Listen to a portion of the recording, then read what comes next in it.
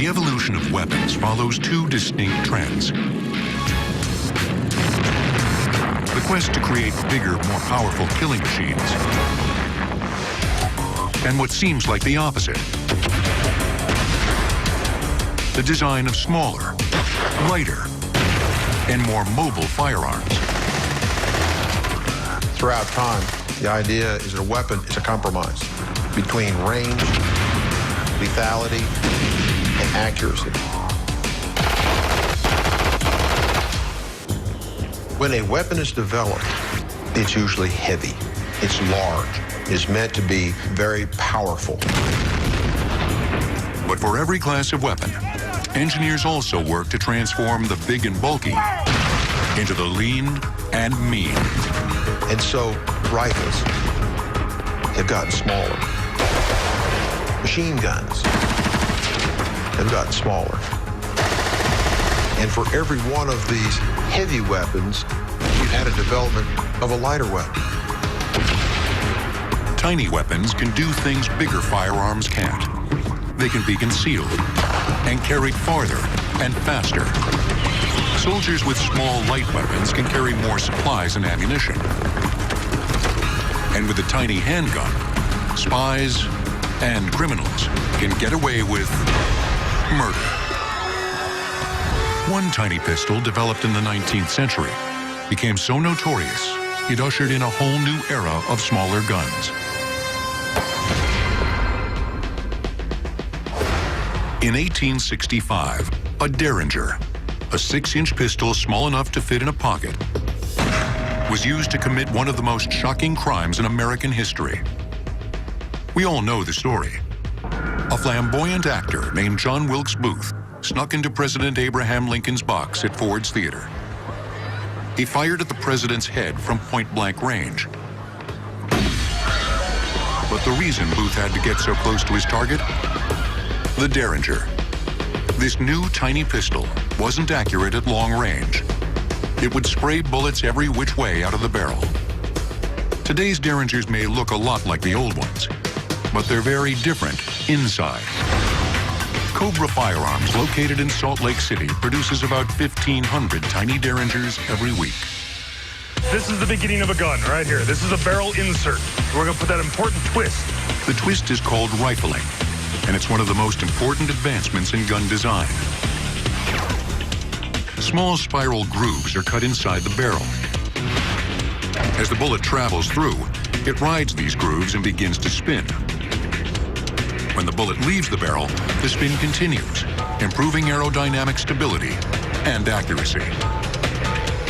Keeps the centrifugal force of that bullet traveling in a single direction rather than it wanting to tumble throughout the air. First introduced in rifles, the process of rifling spread to other firearms, making them more accurate over longer ranges. The Derringer that shot Lincoln did have some rifling in its barrel, but that wasn't enough to make the gun accurate at short range. Early Derringers also had a flaw. The gun's barrel bores were larger than its bullets. The pistol used to kill Lincoln had a .44 caliber gun barrel, but the bullet was only .41 caliber. This mere 0.03 of an inch would cause the bullet to bounce around inside the barrel. Once it left the gun, there was no telling which direction the bullet would fly. Today, every Cobra Derringer features a rifled barrel insert with a tighter fit. Once the rifling is complete, the barrel insert is cast into the barrel. Now we've got a raw Derringer barrel. She's going to get mated up with her frame. They're going to travel through the system and turn into a firearm. We're going to start at the all-important hinge hole. The barrel and frame are connected at the hinge hole. This allows the weapon to open and close for loading. Next, workers drill the lock hole. Once they put the lock in position, the barrel will remain fixed to the frame for firing. Derringers have been manufactured since 1852.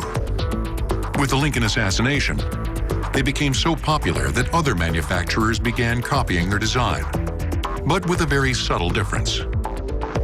If you were to look at an actual Derringer made by Derringer, the spelling is with one single R. Now, there were attempts to copy his weapons even in the day that he made them, and they spelled the name with two R's. Henry Derringer continued making guns until his death in 1868. But Derringer spelled with 2 R's has now become a generic term for any small 1 or 2 round pistol. Another key difference between 19th century Derringers and today's is the emphasis on safety. Cobra strives to make their weapons as safe as possible.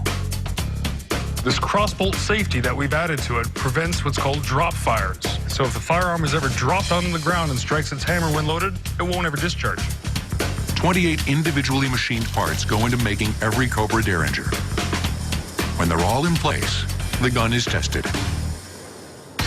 We will want to test each and every gun before it leaves Cobra, so the end user is going to be safe. Weighing less than a pound and loaded with 22 caliber ammunition, this Virgin Derringer is ready for its debut.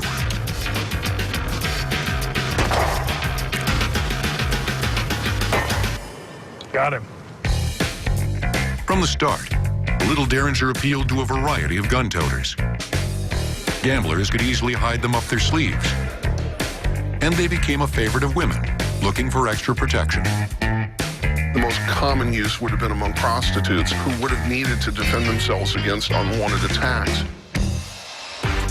The Derringer remained popular, but as technology continued to improve, small handguns got even smaller and cheaper.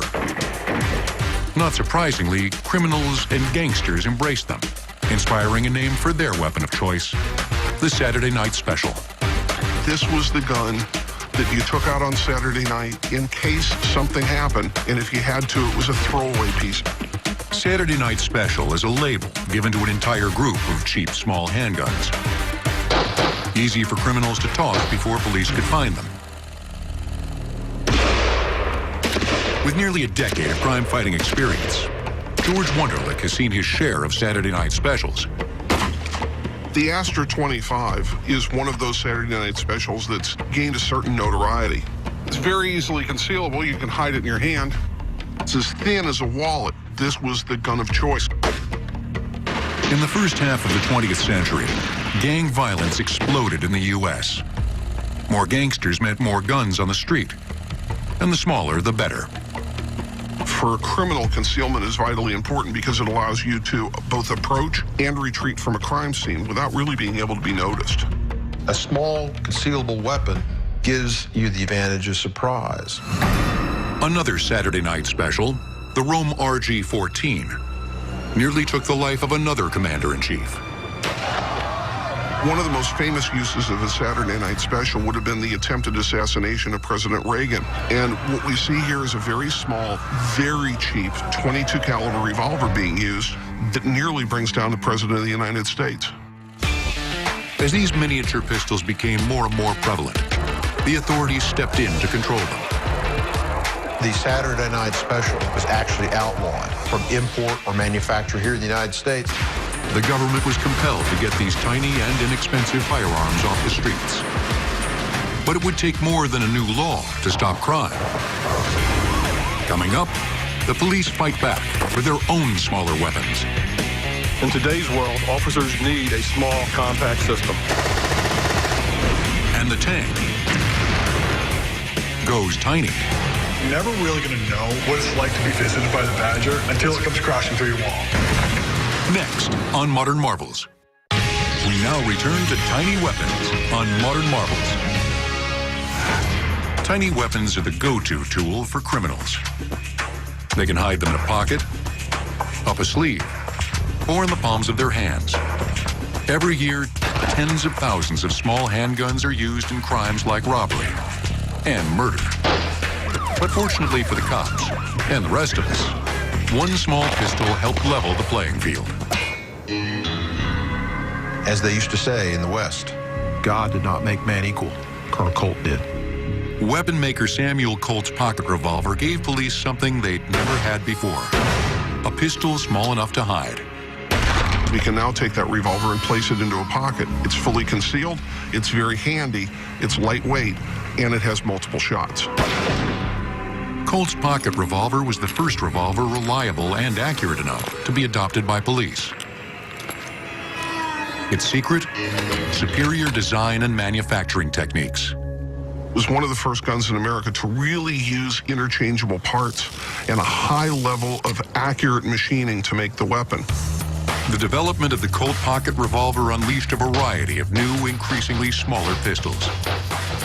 Eventually, it ushered in a new style of policing: the hidden second firearm. It might be carried in an ankle holster, it might be carried in a pocket, but typically it's concealed in a place that's easily accessible, but not obvious. Officers call it a backup piece, or the last line of defense. And it keeps the bad guys guessing. A criminal is going to know that somewhere on that officer's body there's a backup weapon and they don't know where it is. Therefore, they can't take countermeasures to prevent its use. Backup pieces are usually quite small, often less than 6 inches in length. But when an officer wants to go tiny, he or she can turn to the .22 Short. The .22 Short mini revolver is the smallest production firearm being made today. This tiny gun is only 4 inches in length, and it weighs just 4 ounces. It can be hidden almost anywhere on the body, even in places that other guns you wouldn't even want to think about. Of course, criminals carry backup pieces too. Police officers must be ever vigilant for tiny concealed weapons. You must be absolutely thorough when searching a prisoner. You also have to be looking out at all times for where the hands go. You never know when it could wind up on a weapon. The .22 Short is the smallest weapon a policeman is likely to carry. But there's something else even tinier: the miniature pinfire pistol. Less than 2 inches in length, these miniguns are a favorite of collectors. The key to making the pinfire so tiny lies in the weapon's ammunition. Pinfire ammunition, it allows the ammunition to get almost insanely small. We're talking about ammunition all the way down to 2 millimeters. Advancements in ammunition also contributed to the trend towards ever smaller